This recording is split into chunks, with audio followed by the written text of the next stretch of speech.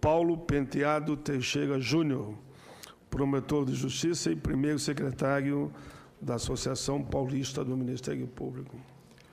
Bom dia, senador Paulo Paim. Bom dia, demais integrantes da mesa. Agradeço ao convite da Comissão de Direitos Humanos e Legislação Participativa para vir aqui a esta Casa do Senado conversarmos mais um pouco sobre a reforma da Previdência. Como nosso tempo é diminuto, eu vou demonstrar com algumas projeções. A primeira delas apresenta aqui hoje a absoluta equação entre contribuição e benefício de aposentadoria do regime público e do regime geral. Se o teto do regime público, teto de aposentadoria do regime público é de R$ 33.763, né? Nós temos um teto do regime geral de R$ 5.531. Significa que o teto da aposentadoria do setor público é 6,1 vezes maior que o teto de aposentadoria do setor privado. Em contrapartida, a contribuição máxima do setor público, R$ 3.713,93, é, de mesma forma, 6,1 vezes maior que a contribuição máxima do setor privado. O que demonstra, se a aposentadoria do setor público é 6,1 vezes maior que a aposentadoria do setor privado, a contribuição do setor público é pelo menos 6,1 vezes maior que a contribuição do setor privado. Por que pelo menos? Porque essa é a regra da União e já há estados da Federação em que adotadas alíquotas maiores que essa. Esse outro quadro demonstra a mesma coisa, eu vou passar em razão da nossa necessidade de tempo, né? Aqui nós temos, nesta e na futura, algumas constatações de realidades já passadas e consolidadas. O superávit previdenciário do regime geral de previdência do período de 2000 a 2015, com um acumulado de 821 bilhões de reais, esse acumulado de 821 bilhões de reais, se nós atualizarmos pela taxa... Qual é o período, só porque se aproximou muito daquele dado que eu disse? De 2000 a 2015, senador. Só de 2000 a 2015. Só de 2000 a 2015. Tá? Dá quase um São 16 exercícios. Espera aí, deixa eu voltar aqui, ver se eu não... Esse quadro. De 2000 a 2015, 16 exercícios, 821 bilhões de reais. O que é isso? É o superávit gerado pelo regime geral de previdência social, né? Pois bem, se nós atualizarmos esses valores pela taxa Selic, que é uma taxa oficial, nós chegamos a um acumulado de 2000 a 2015 de 2 trilhões 127 bilhões de reais. 2 trilhões 127 bilhões de reais pelo acumulado do superávit do regime geral de previdência de 2016, reajustados pela Selic. Hoje todos nós sabemos o que é a DRU, não preciso me ater a essa explicação. O Brasil inteiro hoje sabe o que é a DRU, né? Mas a DRU sobre as receitas, né? Sobre as contribuições previdenciárias, que são contribuição social sobre lucro líquido, PIS, PASEP, contribuição sobre loteria, etc. Ela gerou um acumulado de 2000 a 2015 de 615 bilhões de reais. Se nós atualizarmos esses 615 bilhões de reais de mesma maneira, né, pela Selic, nós teremos 1 trilhão 454 bilhões de reais, quase 1 trilhão e 500 bilhões de reais. Se nós formos somar o superávit previdenciário de 2000 a 2015 e mais a DRU retirada das contribuições previdenciárias de 2000 a 2015, nós temos um total acumulado de 3 trilhões 581 bilhões de reais reajustados pela Selic, mais do que o orçamento fiscal para a União de 2016. Permita que eu fale, porque eu estava falando em 2 tri, achava que eu estava exagerando. Eu, com o cuidado que tive, comecei dizendo que ultrapassava 1 tri. Agora o senhor já me traz um dado que ultrapassa a 2 tri. É interessante essa Sem dúvida, senador. Que é uma atinente ao nosso tema, é um acórdão do Supremo Tribunal Federal, essa parte vota no ministro Aires de Brito, sobre uma das reformas constitucionais, né? E, na essência, o ministro diz o seguinte, que a questão da Previdência, quando se fala em déficit, senhora relatora, não é uma questão de previdência, porém de providência, providência gerencial do poder público. tanto assim que o sistema é teoricamente rentável e autossuficiente, que o mercado previdenciário privado experimenta o maior assanhamento para abocanhar uma fatia desse mercado promissor. Esse é um acordo que remonta já a um pouco mais de 10 anos. Pois muito bem, o que nós vimos até aqui? Que o regime geral de previdência, nós estou falando do regime dos servidores públicos, de 2000 até 2015, produziu um grande superávit para o país. Pois muito bem. Afora isso, nós temos outros valores a serem agregados aos que eu apresentei por conta da utilização de verbas previdenciárias para outras finalidades, na verdade, para o custeio da máquina pública. Nós já falamos sobre isso, né, na comissão do Senado. O senador Paulo Paim ele apresentou um projeto de lei, inclusive, em 1999, PL 196899, enquanto deputado federal. Esse valor de 400 bilhões ele advém de um estudo feito pelo BNDES e pelo IPEA, no governo Fernando Henrique Cardoso, né, que apontam que esses 400 bilhões de reais seria o total atualizado daquilo que foi desviado da Previdência Social para a realização de obras de infraestrutura no Brasil nos anos 70 e 80. Esses 400 bilhões de reais, se atualizados para hoje apenas com a taxa Selic, nós teríamos 3 trilhões 847 bilhões de reais. Se nós somarmos o superávit da Previdência de 2000 a 2015, mais a DRU, e mais esse valor desviado na Previdência dos anos 70 e 80, atualizados para hoje, nós temos 7 trilhões 429 bilhões de reais, que é 2,18 vezes mais que o orçamento da União para 2017, que é de 3 trilhões 415 bilhões de reais. A soma deu quanto mesmo? 7 trilhões 429 bilhões 752 milhões de reais, ou 2,18 vezes a mais que o orçamento fiscal da União para 2017, no orçado, no previsto. Então, veja, quando chegamos a esses números, eu gosto de fazer uma afirmação. Não é a Previdência que deve ao Brasil, é o Brasil que deve à Previdência. Aliás, se nós voltarmos ao exercício de 2015, o último, nós podemos dizer, consolidados e com ampla divulgação de dados, né? Nós vemos que o regime geral de previdência ele deu um superávit de 11 bilhões de reais. Pois muito bem, se esse não é um grande superávit, nos permite afirmar que nessa série histórica até 2015, houve superávit. Se num determinado exercício, 2016, houve déficit, nós temos até aqui uma questão pontual. E uma questão pontual que pode, não estou dizendo que é, pode ser explicada por algumas variáveis. Quais variáveis? Aumento do desemprego, 13, 14 milhões de desempregados. Significa o quê? Significa uma arrecadação menor e uma despesa maior. Por exemplo, à guisa de seguro-desemprego, né? Então, aí é uma questão transcendental, na verdade é uma questão filosófica. Nós devemos mudar o regime de previdência por conta de um desvio pontual em um exercício da curva? Será que esse desvio é suficiente para justificar a alteração dos regimes? Mas, aqui eu trago, né, o projeto de lei do senador Paulo Paim, então deputado Paulo Paim, que determinava com muita precisão que aqueles valores desviados da Previdência deveriam ser restituídos pelo Tesouro, pelo Executivo, à própria Previdência. Infelizmente, isso não foi aprovado. Se fosse aprovado, talvez não estivéssemos hoje aqui discutindo Previdência, né? Agora, eu trago uma constatação de déficit do regime público da União nos exercícios de 99, 2014 e 2015. Por que esses exercícios? 99 e 2004, melhor dizendo, 99, que é o exercício posterior a uma grande reforma constitucional da Previdência, que decorre da emenda 2098.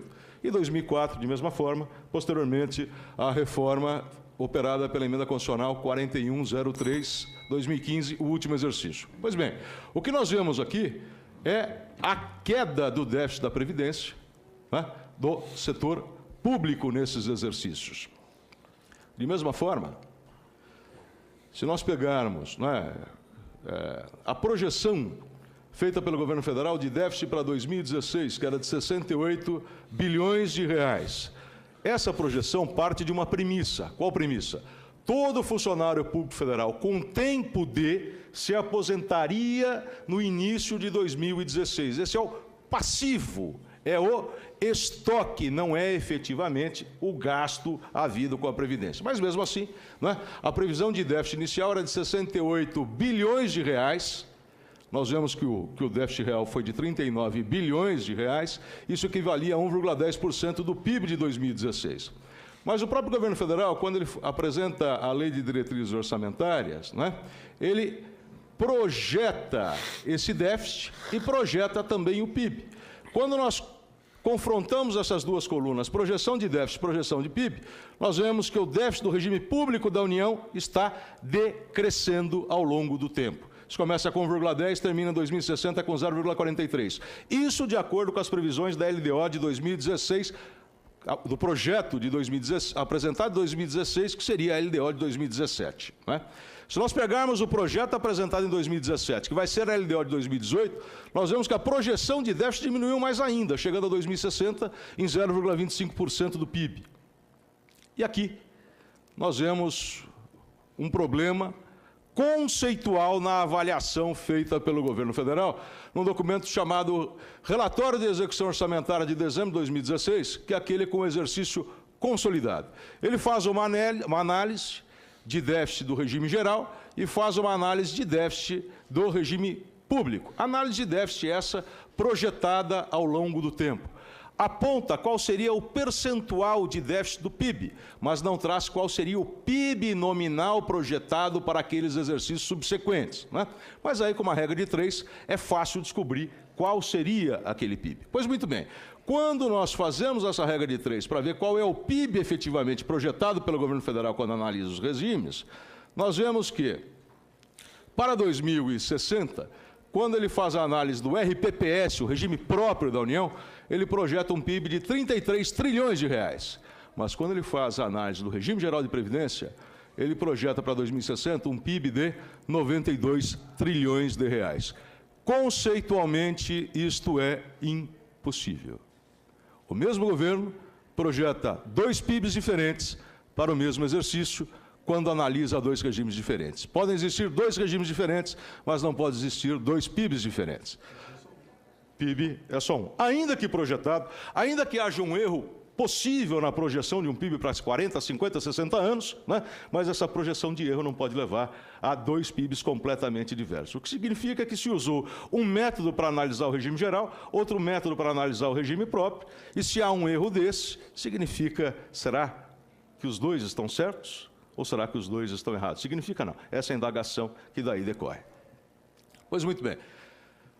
Aqui nós estamos falando do projeto de lei de diretrizes orçamentárias apresentado em 2016 para 2017 e o mesmo projeto apresentado em 2017 para 2018. E nós vemos uma outra impropriedade que chama a atenção. No projeto de 2016, o governo projeta... Desculpe, No projeto de 2016, o governo estima o déficit do regime próprio para 2090 em 691 bilhões de reais. Em contrapartida, no ano subsequente, quando ele faz a avaliação atuarial do regime próprio, ele projeta para aquele mesmo exercício, 2090, um déficit de 7 bilhões e 250 milhões de reais. Essas informações foram passadas à CPI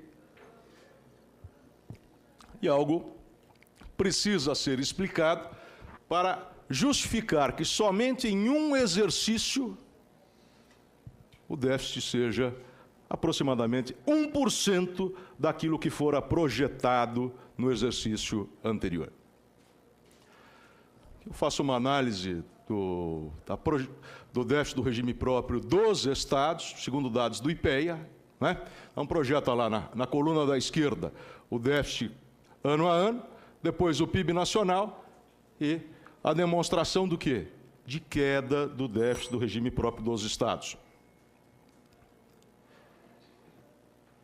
Aqui, se em 2014 nós tínhamos uma projeção de 73,75 bilhões de reais de déficit, o Tribunal de Contas da União, ele aponta esse déficit para o regime próprio dos estados, Distrito Federal e municípios, no exercício de 2014, em 32 bilhões de reais, um valor inferior, mas são dois dados oficiais. Faço a mesma análise no que toca ao meu estado, ao estado de São Paulo. né? Nós vemos que o déficit hoje, em 2015, é menor do que ele era em 2016. O déficit diminuiu 1,32%, o orçamento do Estado cresceu 152% e o PIB nacional cresceu 145%. De maneira que, se eu tenho o mesmo déficit, esse déficit relativizado implica, inexoravelmente, entender, não é, que a projeção dele acaba tendo uma impactação menor sobre as finanças públicas do Estado. Aqui, de mesma forma, não vou repetir isso, estou trazendo aqui dados sobre o Estado de São Paulo, mas, para ganhar tempo, as conclusões foram apresentadas naquela primeira projeção que eu me ative com maiores detalhes. O que explicar, senador? O que poderia explicar a queda da projeção de déficit do regime próprio, seja da União, seja dos Estados, seja do meu Estado? O Brasil passou por 3 grandes reformatações da Previdência Social, seja da Previdência Pública, seja da Previdência Privada. A Emenda Constitucional número 20, a Emenda Constitucional 41 e a Emenda Constitucional 47. Grosso modo, regra geral, pelo texto originário da Constituição de 88, o servidor público se aposentava com 35 anos de serviço homem e 30 anos de serviço mulher, de serviço e não de contribuição, podendo agregar, inclusive, o tempo trazido da iniciativa privada, com tempo mínimo de 5 anos de serviço público, em regra. A Emenda Constitucional número 20, ela trouxe uma série de alterações, que são as regras hoje permanentes, onde a idade mínima para homem e mulher, ali foi uma projeção errada, e tempo de contribuição mínima para homem e para mulher, tempo de serviço mínimo e tempo mínimo de cargo. Para vocês terem uma ideia, para um servidor hoje se aposentar com as regras da emenda 41, desculpe, com a emenda 4705, regra de transição, ele precisa de pelo menos 35 anos de contribuição se homem, 25 anos de serviço, 15 anos de carreira, 5 anos no cargo, 60 anos de idade mínima. O que significa? As regras, elas foram recrudescidas, como deveriam ser. E isso diminuiu a aposentação do setor público. Indo para a conclusão, senador, algumas considerações sobre do Tribunal de Contas sobre o regime próprio dos Estados. Ele aponta que, em alguns casos dos RPPS dos Estados auditados, as receitas previdenciárias não são apresentadas nos DRA, os demonstrativos de registro e avaliação atuarial dos Estados, o que significa o seguinte: eu sei qual é a despesa, mas eu não sei qual é a receita. Se eu tenho despesa e não tenho mensuração correta da receita, porque a receita entra numa rubrica geral do Tesouro e não numa rubrica previdenciária, eu não consigo estimar com absoluta precisão o déficit. Pode haver um déficit, mas não necessariamente ele está avaliado com precisão. Eu vou algumas conclusões sobre do Tribunal de Contas da União sobre esses regimes, né? Aquele número que eu tirei lá, o déficit de 32 bilhões de reais para 2014, está previsto nesse acórdão do TCU. Essa projeção vai ficar um pouco pequena, mas eu coloco ela um pouco mais à frente, né? Segundo os dados da Receita, e hoje a CPI, o senador já trouxe um dado mais atualizado, falando de regime geral de previdência, a dívida previdenciária foi de 180 bilhões de 2008 para 432 bilhões de reais em 2017. Sonegação à apropriação indébita previdenciária, 46 bilhões de reais em 2015.